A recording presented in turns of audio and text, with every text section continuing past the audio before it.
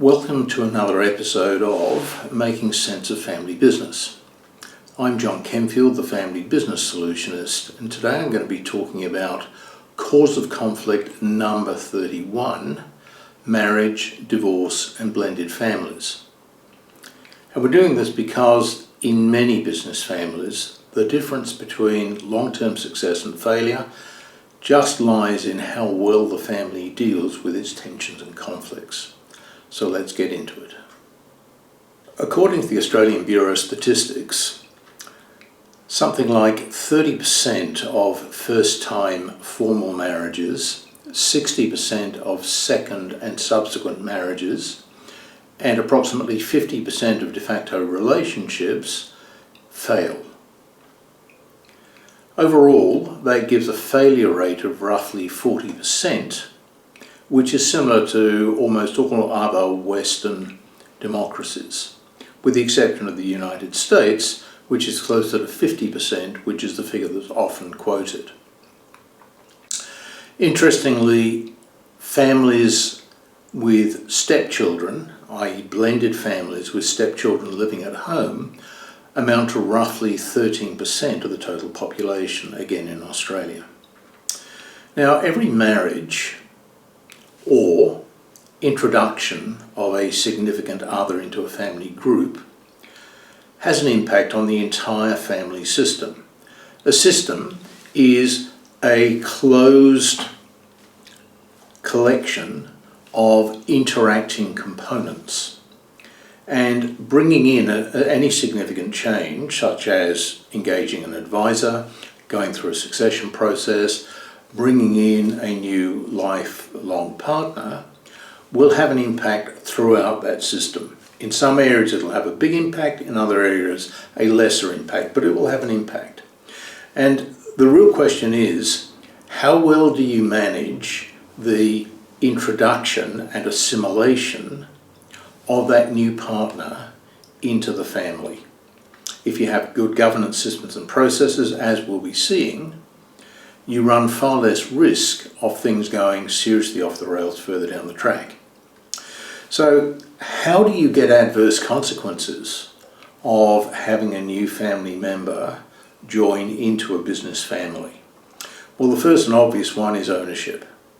Family law essentially says if you are married to a person, you will have a claim over his or her assets in the event the marriage fails.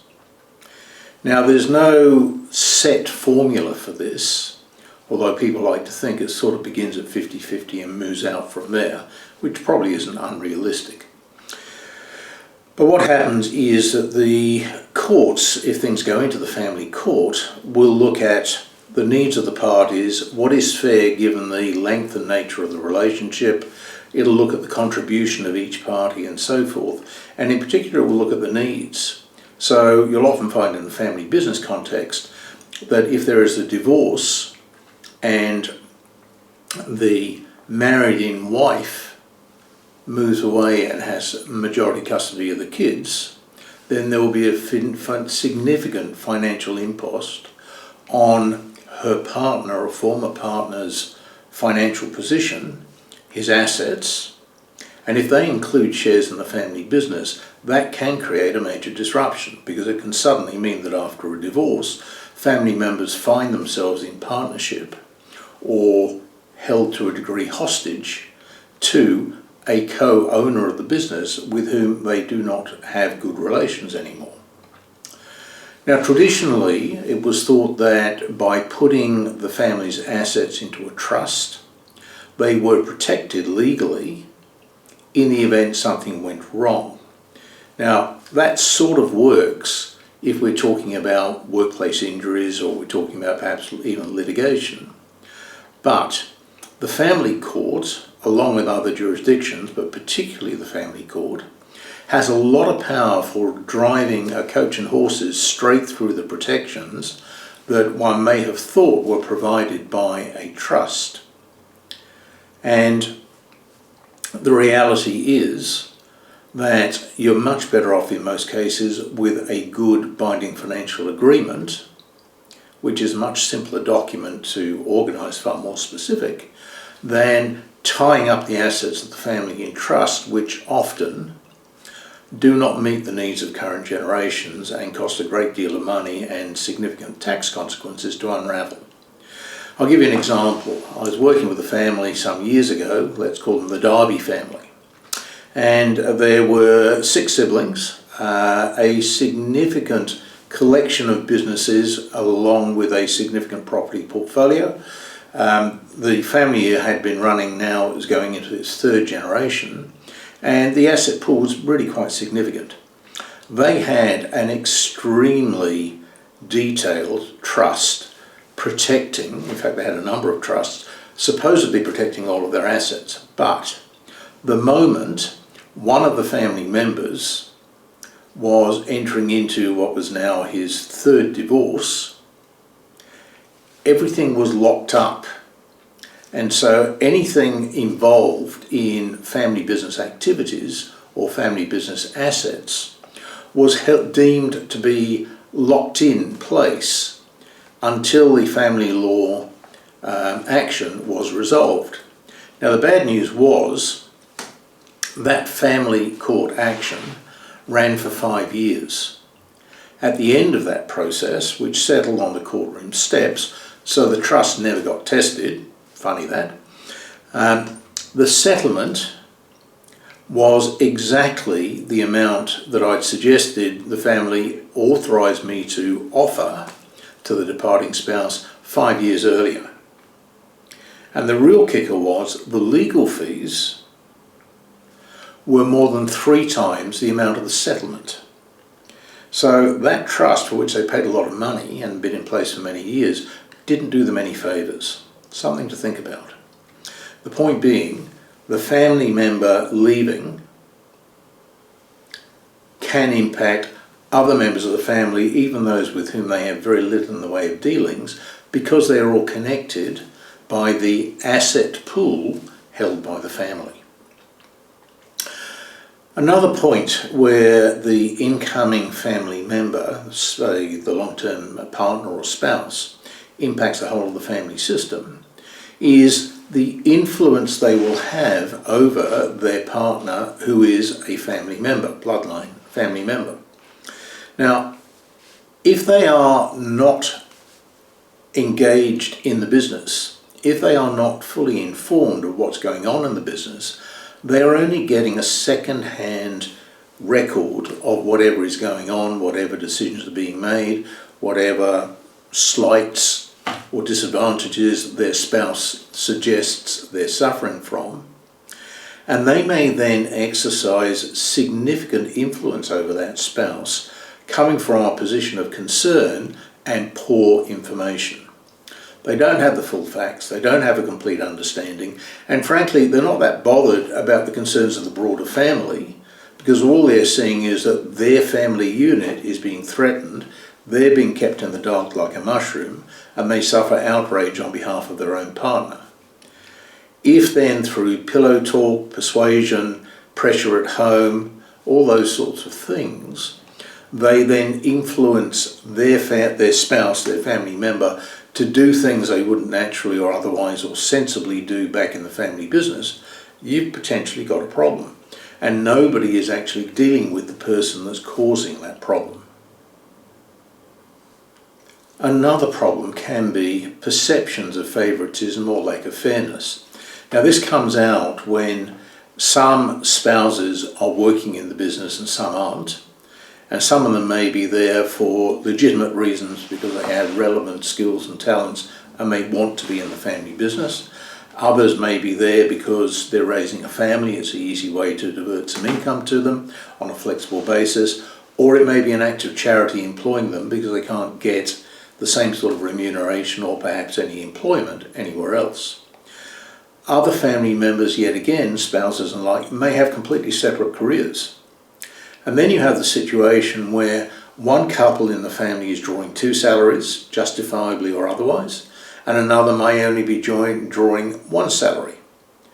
Now, if there aren't clear rules around employment, and if whatever is done isn't seen to be appropriate by everybody, that is a common cause of conflict.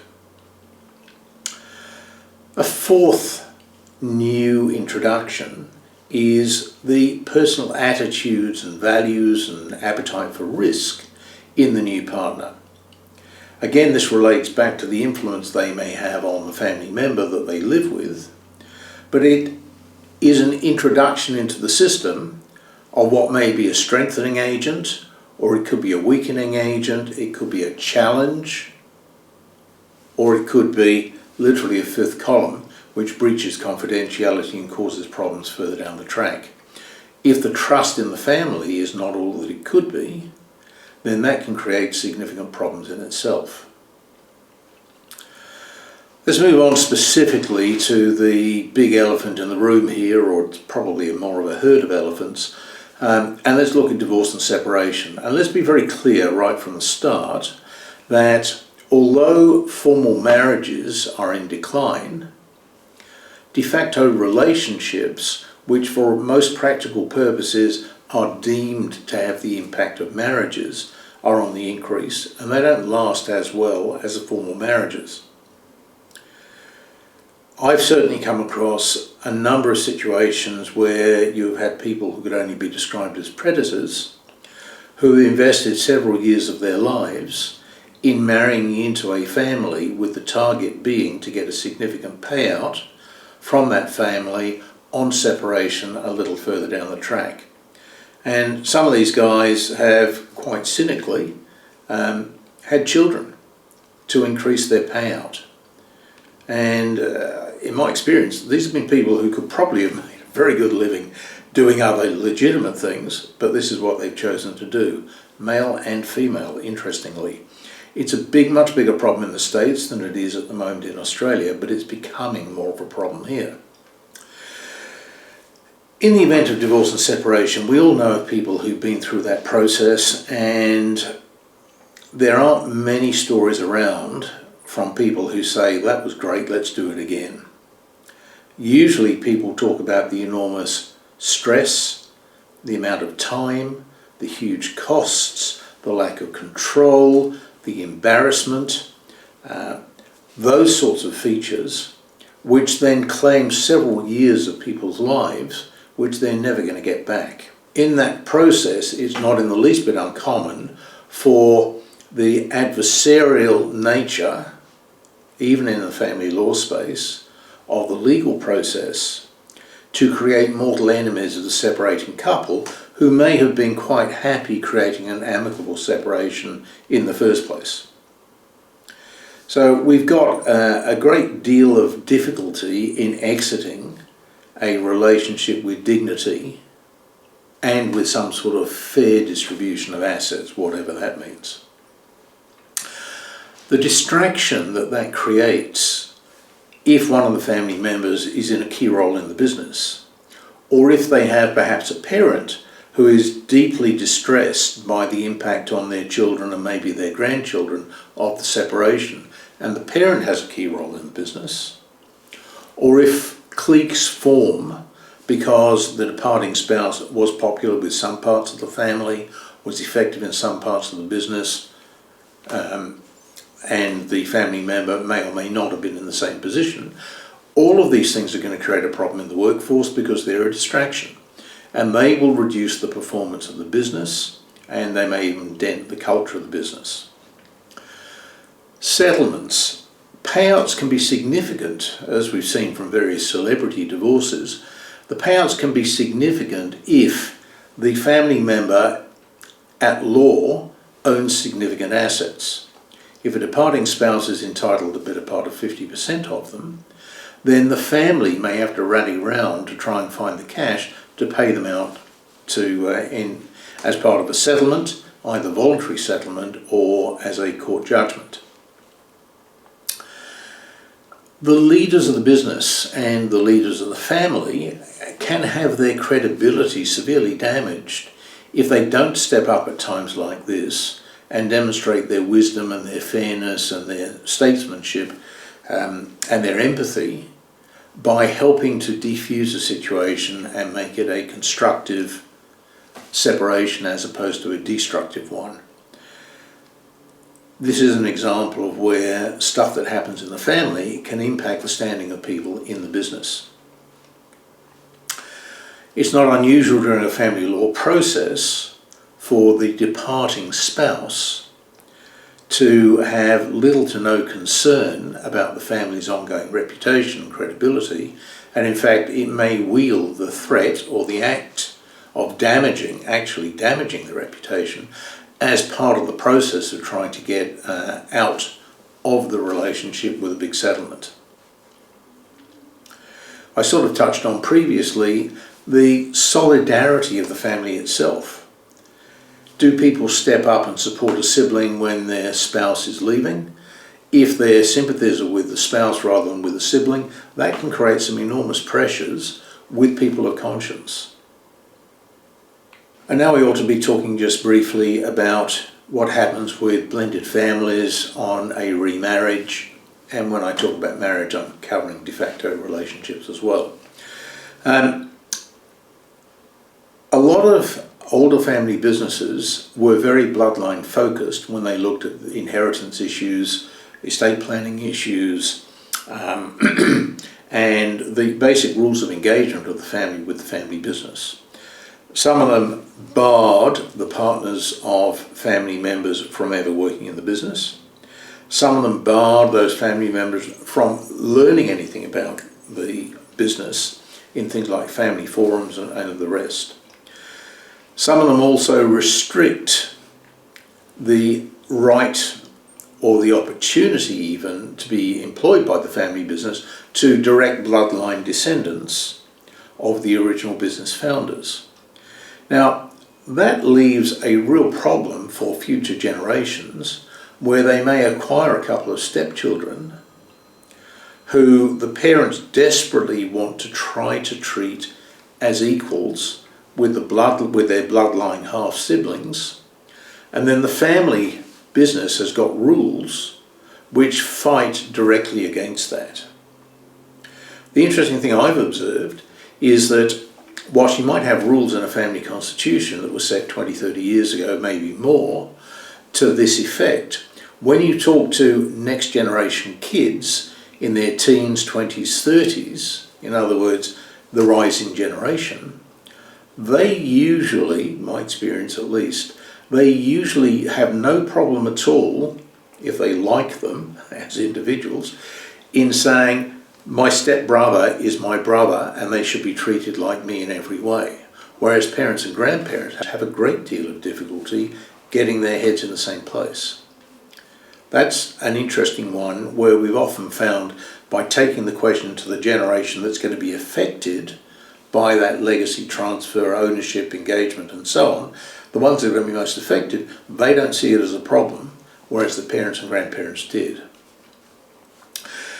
Grandparents can be completely torn because it is not in the least uncommon, in my experience again, to have the grandchildren used as a bargaining chip, or one could say an emotional blackmail tool. And when parents do not manage to resolve even succession issues, let alone divorce issues, in a way that's deemed to be satisfactory, they can be banned from seeing their grandkids forever, which breaks their hearts. So enough of the doom and gloom. What strategies and solutions can a family put in place to minimise the impact of the potential risks of a new family member joining, and to maximise the likelihood that the fresh blood coming into the family will benefit the whole family and not just the family unit? The first thing that we need to say, the headline, is governance systems. You need to have good governance systems, a good rule book for how this is going to be managed amongst the many other things that need to be managed. The sooner the rules are applied, the better it will be. And if, for example, there's a requirement for new entrants into the family to enter into binding financial agreements, if that is a family rule rather than a personal request from a prospective spouse, it seems far less unromantic, shall we say, and is usually far more acceptable, again, specifically to younger people who understand that basically that's the way of the world these days. Within this framework, we want to characterise everything as good stewardship. Enough of the doom and gloom. Let's talk about strategies and solutions to make this thing work, because we should be able to celebrate and enjoy bringing new people into the family as a way of enriching the family, and not just by producing new children, but also by adding in new perspectives, new backgrounds, new ideas, new talents, new capabilities and the like. If we can get it right, then we not only have a joyful family, we also have an even stronger business family group, and possibly a stronger family business, because people's performance in the business is improved by having a happy home life, and it may be that the new spouse actually has contributions to make to the business, either as an employee or as a family member who has an interest in the success of the business because it impacts them and their family. So the first thing is you need good governance systems. Governance is a system of management of the family and the business. And if you had good governance systems, you will have policies and procedures in place which you can then introduce as standard measures required because this is a family in business, which makes it different to an ordinary family, and therefore to protect the legacy, to protect the grandkids and all of those things, here are the rules that we have, and we require everyone to sign up to them. That depersonalises the requirement to have, for example, a binding financial agreement, and it legitimises the legal measures that may be taken to protect various assets, so that whatever happens in any individual family unit, it's not going to threaten the family business itself or the broader family. So far, so good. We can characterise all of this as good stewardship. It's not personal. This is what we need to do to protect the legacy and enhance it for the benefit of current and future generations. We need to be very clear that there needs to be a line of separation between family thinking on the one hand, business thinking on the other hand, and the decisions that get made need to be made within the appropriate context and then translated to the other, rather than muddling the two of them up.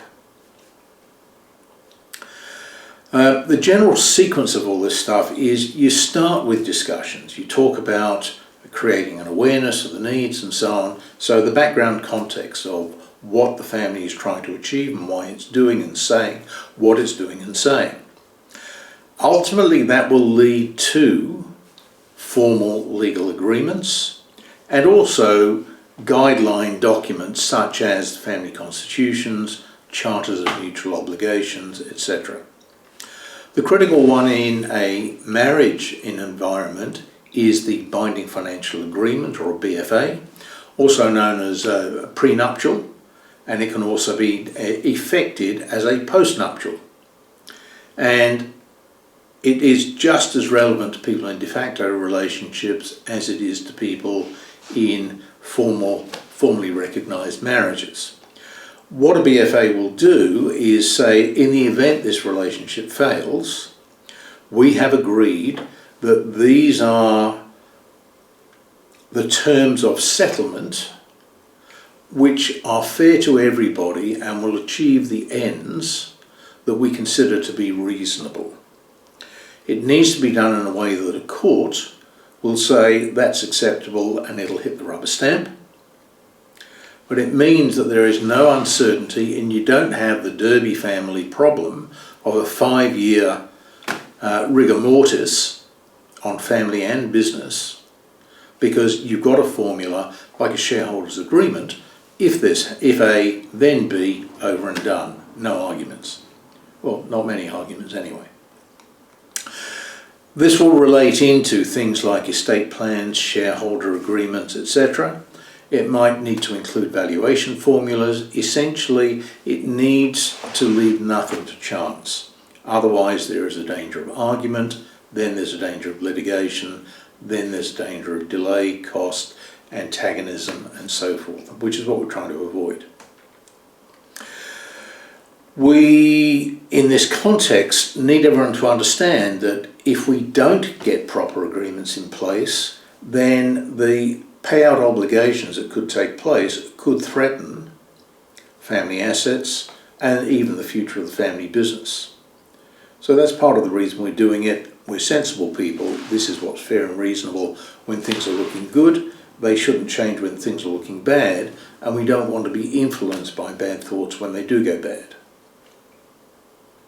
The other critical strategy is, in addition to things like binding financial agreements that just formalise what is going to happen at a financial level, the other thing is that the governance system should make sure that it basically wraps its arm around the new people, brings them into the bosom of the family, makes them feel welcome, helps them to assimilate, makes them feel supported and so on, and basically maximises the prospects that this will be one of the successful long-term marriages rather than one that fails.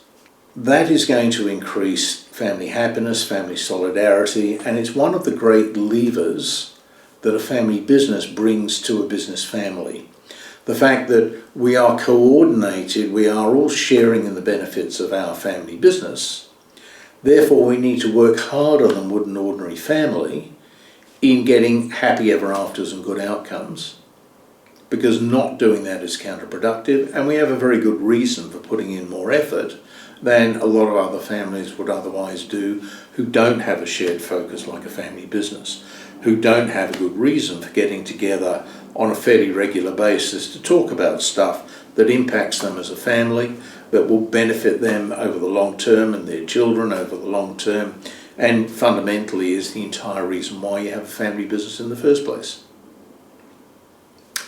If you found this video useful and it sparked a few useful ideas, kicked a few things off, please give it a like, please let other people know about it, and if you need any help, get in touch. From me, John Kempfield, the Family Business Solutionist, thanks for watching.